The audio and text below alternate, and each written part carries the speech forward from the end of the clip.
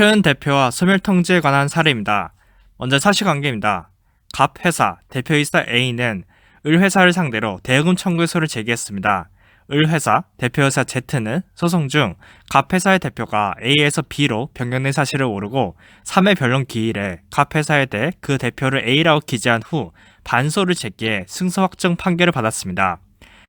갑 회사 새 대표이사는 B는 A는 대표이사가 아님을 이유로 확정 판결의 반소 판단 부분에 대해 재심의소를 제기하자 대표권자가 바뀐 사실을 전혀 몰랐고 등기부를 그대로 믿었던 Z는 대표자가 바뀌었다는 사실을 통보받지 못했으니 표현 대표가 인정돼야 한다고 주장했습니다. 이때 재심법원은 재심의소를 어떻게 처리해야 되는가에 대해서 물어보고 있습니다. 그렇다면 우선 논점을 정리해 보겠습니다. 갑의 재심의소가 부적법한 사정은 없으므로 반소에 대한 확정 판결에 B의 주장대로 대표권 흠결에 재심 사유가 있는지를 볼 필요가 있습니다.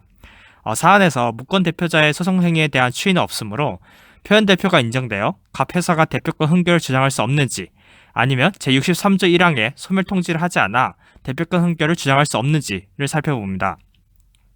그렇다면 우선 소송 행위에서 표현 대표가 인정되는지 여부를 살펴보면 실체법상 행위에서는 거래 안전을 위해 표현 대리가 인정되는데 소송에서도 표현 대리가 인정되는지가 문제됩니다. 즉 반소 원고는 A를 대표자로 신뢰해 소송 행위를 한 바 그 신뢰를 보호하기 위해 그동안 A에 또는 A에 대한 소송 행위 효력을 갑에게 귀속시킬 수 있는지가 문제됩니다. 이에 대해서 학설이 존재하는데요. 우선 소극설은 표현 대리는 거래 안전을 위한 것인데 소송 절차는 거래가 아닌 점, 법인의 진실한 대표자에게 재판을 받을 권리를 침해해서 안 된다는 점을 논거를 하고 있습니다.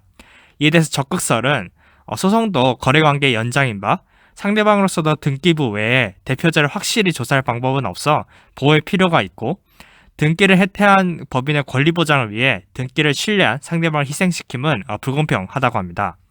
이에 대해서 우리 판례는 집행증서 작성에 있어서 표현 대리가 문제된 사건에서 공정증서가 집행권한으로서 집행력을 갖도록 하는 집행인락의 표시는 공직인에 대한 소송행위로서 이러한 소송행위에는 민법상의 표현 대리 규정이 적용될 수 없다라고 하면서 소극설을 취하고 있습니다.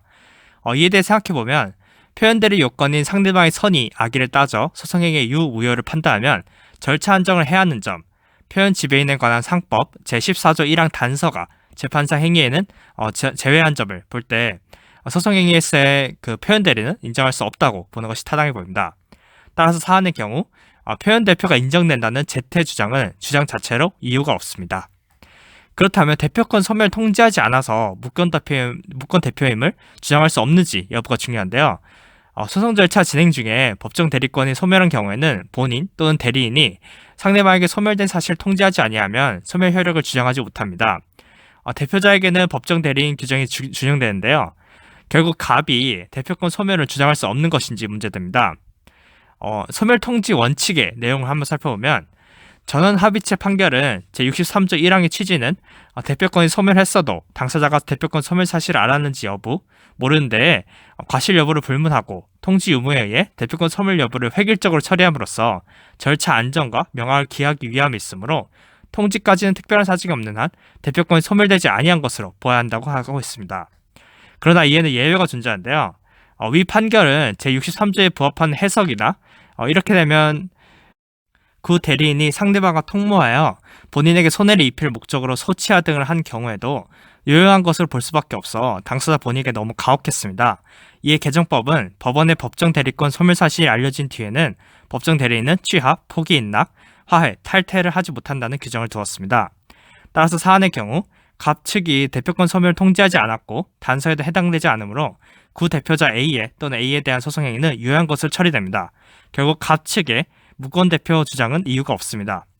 따라서 전체적으로 사안을 해결해보면 결국 제63조 규정에 의해 대표권 소멸 통지 전에 구 대표자는 대표자로 취급되므로 갑 측의 무권 대표 주장을 배척하고 재심의소를 기각해야 됩니다.